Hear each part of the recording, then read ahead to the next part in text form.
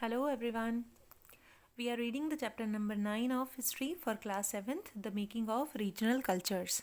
और इस चैप्टर में हम इंडिया में मिडिवल हिस्ट्री पढ़ रहे हैं। हम पर्टिकुलरली आपकी पूरी 7th की जो हिस्ट्री की बुक है उसमें हम मिडिवल हिस्ट्री ही हमने रीड किया है। और इस पर्टिकुलर चैप्टर में हम लोग रीड करेंगे कि कौन कौन से रीजनल कल्चर थे उस टाइम पे। तो रीजन का मतलब यहाँ पर है एक पर्टिकुलर क्षेत्र या एरिया हम कह सकते हैं कि जैसे फॉर एग्ज़ाम्पल कि इंडिया में अलग अलग रीजन्स थे। नॉर्दर्न रीजन जो है उसकी अलग लैंग्वेज है, अलग वहाँ का खान पान है, अलग वहाँ की वेशभूषा है।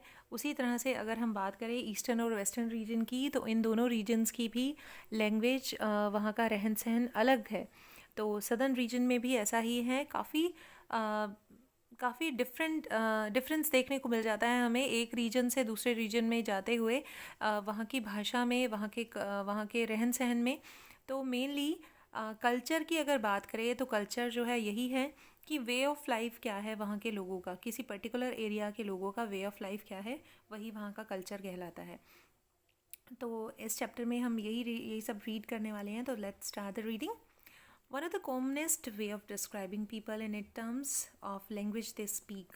When we refers to a person as a Tamil or an Oriya, this usually means that he or she speaks Tamil or Oriya and live in Tamil Nadu or Orissa. सबसे ज़्यादा कॉमन जो हमें किसी भी person के बारे में बताता है कि वो किस रीजन से बिलोंग करता है, तो सबसे पहला जो अफेक्ट डालती है वो है उसकी लैंग्वेज। कोई पर्सन अगर तमिल बोलता है या ओरिया बोलता है तो हम उसको सुनते ही समझ जाते हैं कि ये जो पर्सन है ये तमिलनाडु से है या ओडिशा से है। We also tend to associate each region with distinctive kind of food, cloth, poetry, dance, music, and painting.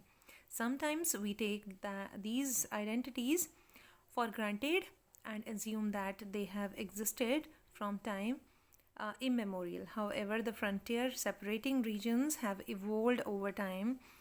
Also, what we understand as regional culture today are often the product of complex process of intermixing of local traditions. तो अगर हम बात करें कि हर reason का एक distinctive culture है, यानी वहाँ का फूड अलग है, क्लोथ अलग है, पोइट्री और डांस, म्यूज़िक, पेंटिंग, ये सारी चीज़ें एक एरिया से दूसरे एरिया की तरफ जाते हुए चेंज हो जाती हैं। तो ये हम ये नहीं कह सकते कि सालों साल से वही चलती आ रही हैं, क्योंकि बहुत बार ऐसे हो जाता है कि रीजनल कल्चर जो है वो मिक्स हो जाता है और काफ़ी सारे इंटरमिक्सिंग कल्चर भी हमें देखने को मिलते हैं। तो as we will see, some tradition appear specific on some regions and others seem to be similar across regions, and yet others derive from older practices in a particular area but take a new form in other regions. तो कई बार होता क्या है कि एक ही area में अगर हम जाएं तो हमें सेम कल्चर देखने को मिलता है, उसके बाद अगर हम दूसरे रीजन में जाते हैं तो वहाँ की कुछ चीज़ें सेम होती हैं लेकिन कुछ चीज़ें डिफरेंट होती हैं। और कई बार by the passage of time, कि जैसे जैसे टाइम गुजरता है हम नया कल्चर अपनाते जाते हैं, ऐसा भी देखा गया है। तो इस चैप्टर में सबसे पहले हम बात करेंगे the Chera and the development of Malayalam. यहाँ पर मलयालम इज़ अ लैंग्वेज, तो देखते हैं कि चेरा किंगडम में ये इसकी डेवलपमेंट कैसे हुई। Let us begin by looking at example of connection between language and region. सबसे पहले हम आए हैं लैंग्वेज और रीजन के कनेक्शन पे। The Chera kingdom of Mahodhayapuram was established in the 9th century of the southwestern part of the peninsula, part of present day Kerala. तो ये जो चेरा किंगडम है ये कहाँ थी? केरला में, ये आपने याद रखना है।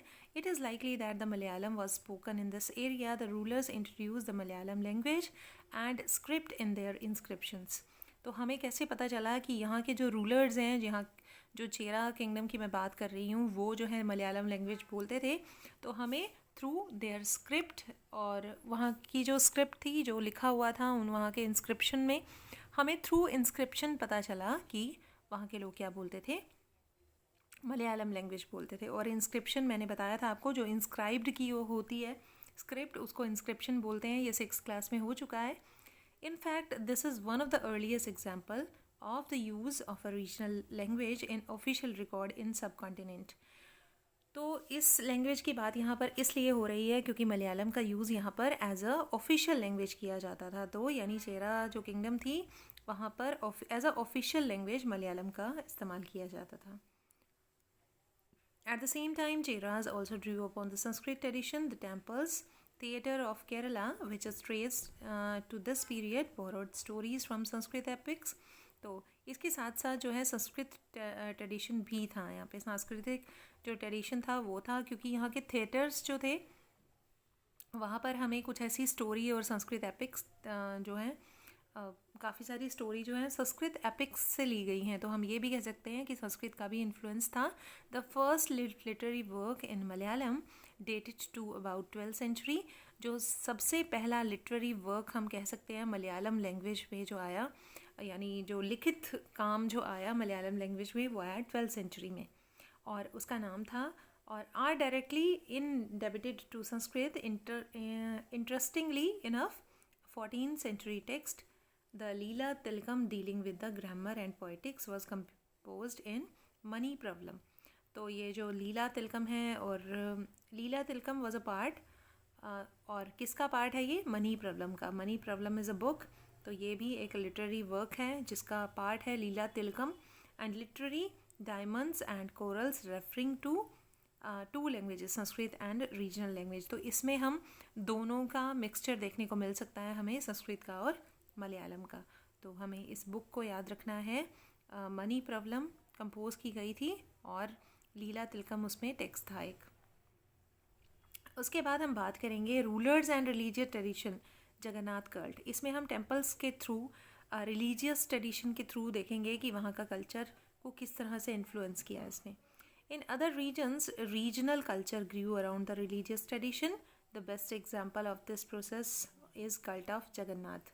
तो जगन्नाथ जो है बहुत फेमस है। क्यों फेमस है? क्योंकि जगन्नाथपुरी के लिए वो मेनली फेमस है। जगन्नाथ यात्रा निकाली जाती है यहाँ से। आज भी संसार के हर कोने से लोग जो हैं यहाँ पर आते हैं। तो literally Lord of world name for Vishnu. तो जगन्नाथ जो है वो यूज़ किया जाता है भगवान विष्णु के लिए। और ये जगन्नाथ जगह कहाँ है? एट पुरी ओडिशा। तो जगन्नाथ का जो टेम्पल है वो पुरी में है। Puri was a city in Odisha. To date the local tribal people make the wooden image of deity. तो यहाँ पर जो यहाँ का के लोकल डीटी है, जो देवता है विष्णु भगवान, उनकी वुडन इमेज बनाई जाती है, लकड़ी की मूर्ति बनाई जाती है, which suggest that the deity was originally a local god. तो यहाँ के जो लोग हैं ये इनको लोकल गॉड ही मानते हैं। ये इनको अपना भगवान, अपने रीजन का भगवान मानते हैं, who was later identified with Vishnu. और लोगों ने इसको और थोड़ा सा एलेबोरेट कर दिया है और इनको विष्णु भगवान की आइडेंटिटी दे दी है। In the 12th century, one of the most important rulers of Ganga dynasty, Anantavarman, decided to erect a temple for Purushottama Jagannath at Puri. तो ये जो टेम्पल है जगन्नाथपुरी का, ये किसने बनवाया था? किंग थे अनंतवर्मा। उन्होंने डिसाइड किया कि ये भगवान जगन्नाथ के लिए पुरी में टेम्पल बनाएंगे। Subsequently in 1230 King Ananga Bhima III dedicated his kingdom to deity and proclaimed himself as a deputy of God। तो उसके बाद जो है आए किंग जिनका नाम था अनंग भीमा III, और उन्होंने भी अपनी किंगडम को, अपनी पूरी श्रद्धा दिखाई किसके लिए? इन भगवान के लिए। और टेम्पल्स को और भी ज़्यादा क्या कहूँ मैं, और भी ज़्यादा उनको बड़ा किया। As temple gained an importance as a centre of pilgrimage. तो अब जो है ये टेम्पल एक पिलग्रिमेज सेंटर की इसको इम्पॉर्टेंस मिल चुकी है। सालों साल से यहाँ पर जो है जगन्नाथ यात्रा निकाली जाती है और देश दुनिया के लोग जो हैं देखने के लिए आते हैं इस यात्रा को। It's authority in social and political matter also increased. All those who conquered Odisha, such as Mughals and the Marathas and English East India Company, attempted to gain control over the temple। तो जितनी भी powers आई उसके बाद यहाँ पर, चाहे वो मराठास हों या मुगल्स हों या फिर इंग्लिश ईस्ट इंडिया कंपनी हो, अंग्रेज़ हो, तो सभी ने इस टेम्पल को कंट्रोल करने की कोशिश की वहाँ पे। क्योंकि टेम्पल जो है एक पॉलिटिकल और सोशल अथॉरिटी भी मिल जाती थी उस पर्सन को जो भी इस टेम्पल को कंट्रोल करता था। इसीलिए जो भी पावर आती थी, जो भी रूलर्स आते थे, वो इसको कंट्रोल करने की कोशिश करते थे. They felt that this would make their rule acceptable to the local people, क्योंकि उन्हें लगता था कि अगर ये टेम्पल उन्होंने कंट्रोल कर लिया तो इससे वहाँ के लोकल लोग भी उन्हें एक्सेप्ट कर लेंगे एज अ रूलर. उसके बाद हम बात करेंगे the Rajput traditions of heroism की. तो राजपूत शुरू से ही अपने हीरोइज़म के लिए जाने जाते हैं. In the 19th century the region that constitute most of the present day Rajasthan was called Rajputana by British. तो राजस्थान जिसको हम आज कहते हैं वो ब्रिटिशर्स के द्वारा राजपूताना भी उसको बोला जाता था. while this may suggest that this was an area that was inhabited only or mainly by Rajputs. तो इससे भी हम अंदाज़ा लगा सकते हैं कि राजस्थान एक ऐसा एरिया है जिसको इनहेबिट किया हुआ था, यानी वहाँ रहने वाले ज़्यादातर लोग कौन थे? राजपूत्स थे. This is only partially true, लेकिन ये पूरी तरह से सत्य नहीं है. There were several groups who identify themselves as Rajputs in many area of northern and central India. राजपूतों के अलावा भी बहुत सारे ग्रुप्स ऐसे थे जो अपने आप को राजपूत कहलवाना पसंद करते थे. क्यों ऐसा था उसका रीज़न है. And of course there are several people other than Rajput who live in Rajasthan. तो केवल राजपूत ही नहीं बल्कि दूसरे ग्रुप्स भी राजस्थान में रहते हैं. However the Rajput are often recognised as contributing to distinctive culture of Rajasthan. लेकिन राजपूतों को हम राजस्थान के कल्चर को अलग करने का एक बहुत ही अहम कारण मान सकते हैं, बिकॉज उनका कल्चर जो है वो बहुत रिच है.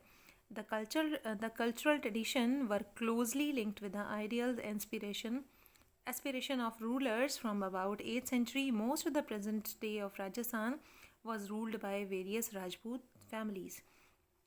तो अगर हम बात करें राजस्थान की, वहाँ पर जितने भी रूलर्स हुए हैं मोस्टली राजपूत ही हुए हैं. तो इसीलिए भी राजस्थान को राजपूतों के लिए जाना जाता है. Various Rajput family, Prithviraj was one such ruler. और बहुत ही साहसी, बहुत ही मैं कहूँ वीर राजा हुए हैं राजस्थान में राजपूतों के. तो पृथ्वीराज उनमें से एक हैं. And these rulers cherish the ideal of hero who fought violently. और इन जो रूलर्स ने हमेशा एक आदर्श बने हैं दूसरों के लिए जो कि बहुत ही वायलेंटली फाइट करते थे.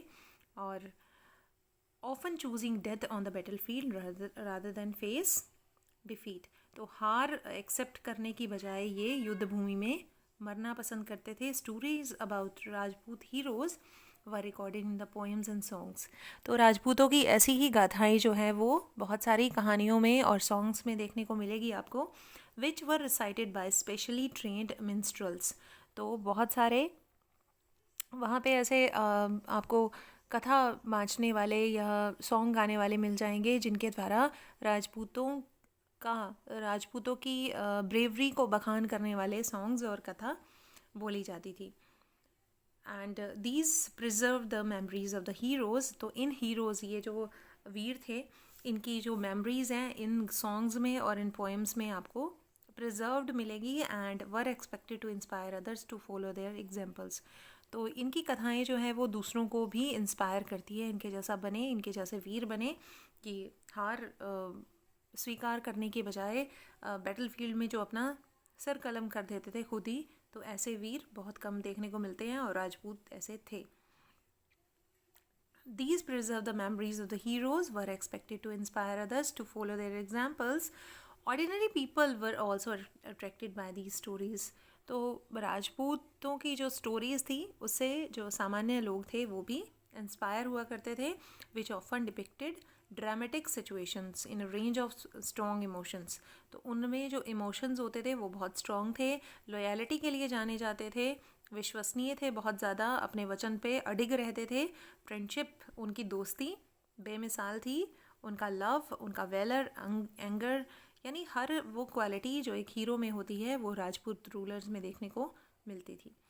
Did women find a place within these stories? Sometimes they figure as a cause of conflict as men fought with one another to either win to or protect women. तो क्या औरतों को भी कहीं ना कहीं इन स्टोरीज़ में जगह दी गई? तो ये इसमें थोड़ा सा कॉन्फ्लिक्ट है क्योंकि काफ़ी सारे ऐसी लड़ाई हुई है वुमेंस को लेकर. तो वुमेन की प्रोटेक्शन के लिए भी वॉर हुए हैं. Women are also depicted as following their heroic husbands. तो राजपूत राजाओं की जो पत्नियां थी वो भी, उनका भी अहम रोल रहा है कि वो अपने हीरोइक हस्बैंड जो थे, जो साहसी उनके पति थे, in both life and death, यानी उनके जीवन और उनकी मृत्यु के समय वो उनका पूरा साथ देती थी। There are stories about the practices of sati. तो राजस्थान में आपको सती की कहानियाँ भी सुनने को मिल जाएंगी, और the immolation of the widows on the funeral pyre of their husbands. तो उसमें क्या होता था कि वो भी अपने हस्बैंड के दाह संस्कार से पहले वो भी अपनी जान गंवा देती थी। तो ये सती की कहानियाँ हैं। सो those who followed the heroic ideals often had to pay for it with their lives। तो जो भी ऐसा हीरोइक आइडल बनता है तो डेफिनेटली उसे कहीं ना कहीं अपनी जान से खेलना पड़ता है। तो ये तो थी राजपूतों की कहानी। नेक्स्ट पार्ट में हम रीड करेंगे beyond regional frontiers, story of Kathak. Till then bye bye. Hopefully आपने ध्यान से सुना होगा ये पार्ट।